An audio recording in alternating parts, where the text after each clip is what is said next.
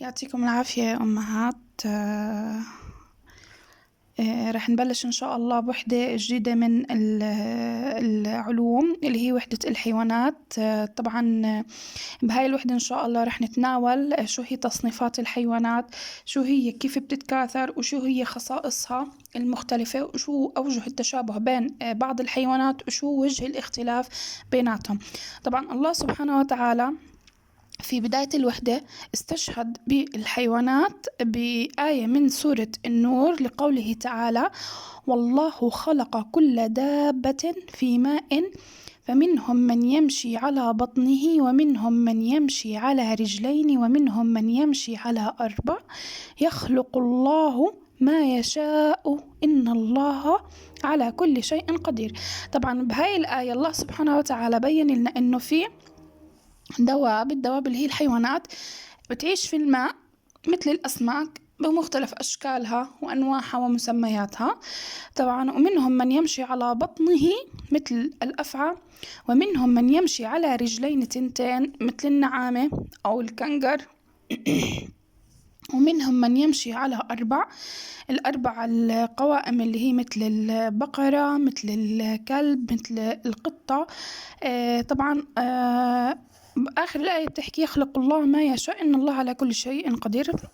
إنه هاي بتوضح لنا أن الله سبحانه وتعالى قادر على إنه يفعل كل شيء. طيب، ويخلق كل شيء. طيب الآن هلأ هون نكتشف معا، بحكي لك كيف نصنف الحيوانات وشو هي خصائص مجموعات الحيوانات المختلفة وكيف تتكاثر الحيوانات. طبعا هاي كلياتها رح نتطرق لها في الدروس بالتفصيل.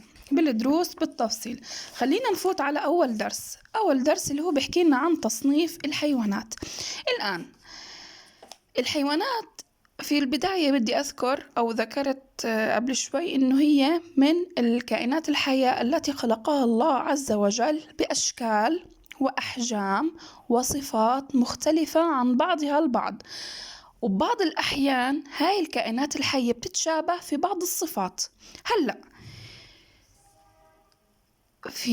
بتتشابه في بعض الصفات. هلأ مشان علماء الأحياء لما إجوا صنفوا الحيوانات مشان تسهل علينا دراستها، صنفوا لنا إياها بكذا مجموعة حطوها أو سموها الثدييات، مجموعة الطيور، مجموعة الزواحف، ومجموعة الأسماك، مجموعة البرمائيات. الآن لكل واحدة من هاي المجموعات تصنيف معين، يعني مثل الثدييات اللي بتتكاثر في الثدييات هي نفسها اللي بتتكاثر بالولادة، اللي زي حكينا مثل القطة، ممكن برضه مثل الكلب. طبعا والطيور اللي هي مثل الطاووس، مثل العصفور العادي بمختلف أشكاله ومسمياته. طبعا الحمام، كلياته هاي تصنف بتصنيف أو مجموعة الطيور. طيب عندنا الآن الزواحف اللي بيمشي على بطنها زي ما ذكرنا بالآية الكريمة، اللي هي مثل الأفعى. وفي برضو حيوانات بتعيش في الماء مثل الأسماك. طبعا هاي تصنيفها بمجموعة الأسماك، طبعا بمختلف أشكالها وأنواعها ومسمياتها، من حوت، من دولفين، من السمك العادي بمختلف أشكاله وأنواعه. وفي البرمائيات هلأ ليش سموها البرمائيات؟ هي لأنه الكلمة بتنقسم لقسمين: بر وماء. يعني الحيوان اللي بيقدر يعيش بالبر والماء مثل الضفدع، وفي بعض من أنواع السلاحف بتعيش عنا في البر وبتعيش عنا في البحر. سموا هاي المجموعات البرمائيات لأنه بتقدر تعيش على الجهتين، بالبر وفي الماء. طبعا في قصة ذاكرين لنا إياها في بداية الدرس نقرأها سوا. ذهبت ريما بصحبة عائلتها إلى حديقة الحيوانات ودهشت لكثرة ما فيها من حيوانات مختلفة، فسألت أمها: فيما تتشابه هذه الحيوانات يا أمي وفيما تختلف؟ أجابت الأم: حاولي أن تصنفي هذه الحيوانات في مجموعات حسب صفاتها وأنا سأساعدك. الآن لنكتشف معا، بحكي لك كيف نصنف الحيوانات. هلأ أتأمل الصورة أتأمل الصورة ثم أكتب اسم الحيوان في المكان المناسب في الجدول. الآن عندنا هدول الحيوانات، اللي بالصورة في الصفحة المقابل حاطين لنا جدول، حاطين جدول. هذا الجدول كما هو موضح بصفحة 47. الجدول هذا بدي أصنف الحيوانات اللي بالصورة لصفحة 46 بهذا الجدول. هلا الجدول هاي آخر شي كاتبين لنا اختاروا اسما لكل مجموعة من بين الأسماء الآتية: طيور، أسماك، زواحف، ثدييات، برمائيات، وأكتبه في المكان المناسب في الجدول. طيب خلينا نطلع أنا لأنه بالفيديو ما رح يجي معي الصفحتين. هلا انتو على صفحة 46 وصفحة 47 اللي نحن هلا عليها. بدنا نشوف عنا أول شي بحكي لك حيوانات تتكاثر بالولادة. حيوانات تتكاثر في الولادة. شوف في بالصورة يا ثالث حيوانات بتتكاثر بالولادة، يعني إنها تولد. ما في غير عنا الكلب. هلا الكلب بكتبه هون. وشو اسم مجموعته؟ حكينا بدها تكون الثدييات. لأنه الثدييات تتكاثر عنا بالولادة، لأنه الثدييات تتكاثر عنا بالولادة. طيب الثانية حيوانات يغطي جسمها الريش. هلا شوفي حيوانات عنا مبينة بالصورة صفحة 46 بغطي جسمها الريش. يلا انتوا احكوا لي، طلعوا على الصورة واحكوا لي. أيوة مزبوط، في عنا حمامة وفي عنا طاووس. هاي طاووس وحمامة. طبعا أنا زدت من عندي العصفور. طبعا هاي الطيور. ليش الطيور؟ لأنه بغطي جسمها عنا الريش، طيب حيوانات تزحف على بطنها. يعني ليش بتزحف على بطنها؟ لأنه ما إلهاش لا إيدين ولا إلها إجرين. اللي بحركها عنا بطنها، بتزحف على بطنها وتنتقل من مكان إلى آخر بواسطة البطن اللي هي عنا أحسنتم الأفعى. طبعا الأفعى من الزواحف لأنه حكينا ما فيش إلها لا إيدين ولا إجرين، بتزحف زحف. طيب حيوانات تعيش في الماء.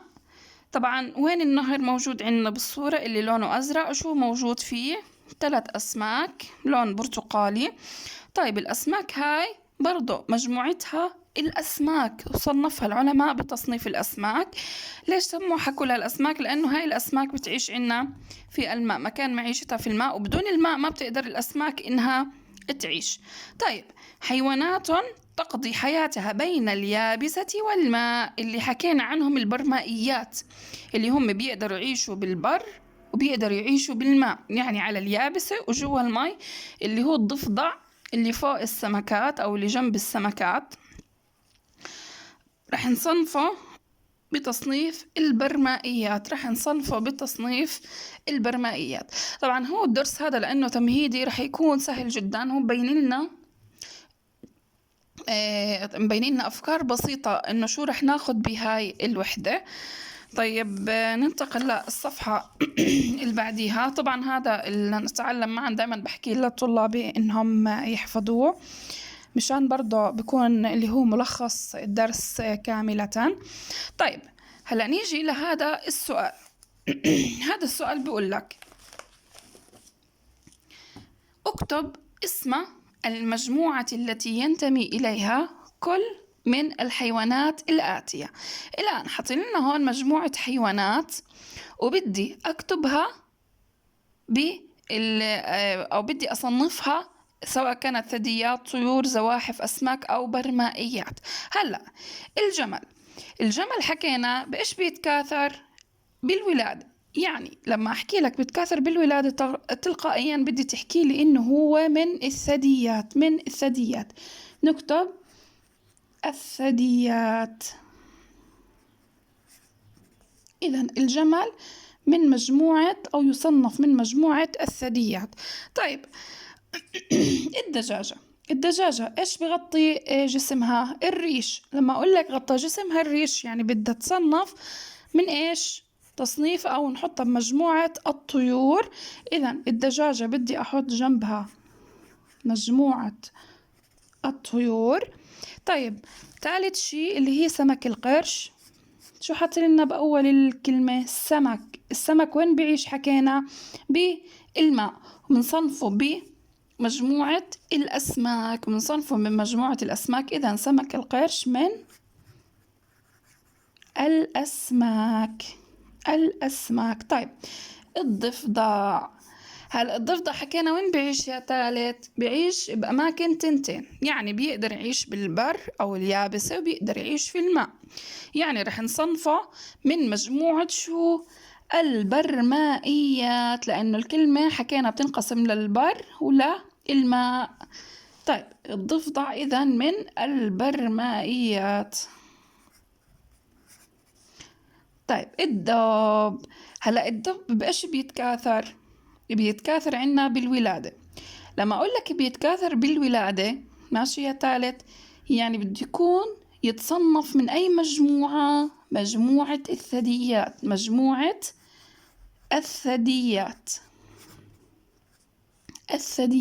طيب الصقر، كلنا بنعرف شو هو الصقر، بغطي جسمه الريش، وهو إيش؟ طائر، بطير بالسماء، طائر. رح يتصنف من أي مجموعة؟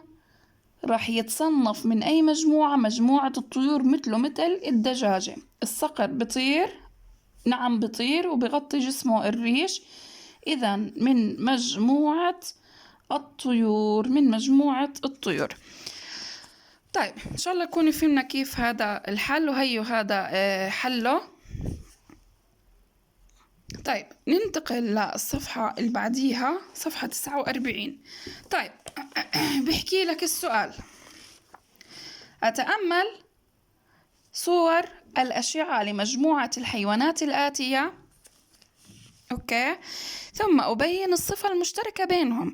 مش حكينا في بداية الدرس إنه ممكن الحيوانات تتشابه بصفات معينة، وممكن هاي الحيوانات نفسها تختلف بكثير من الصفات، لكن في صفات مشتركة بينها بمختلف أشكالها، أنواعها، ألوانها، أحجامها، وتصنيفاتها. طيب الآن أول صورة عنا هاي الجمل، هون السمك، هون الضفدع، هون الأفعى،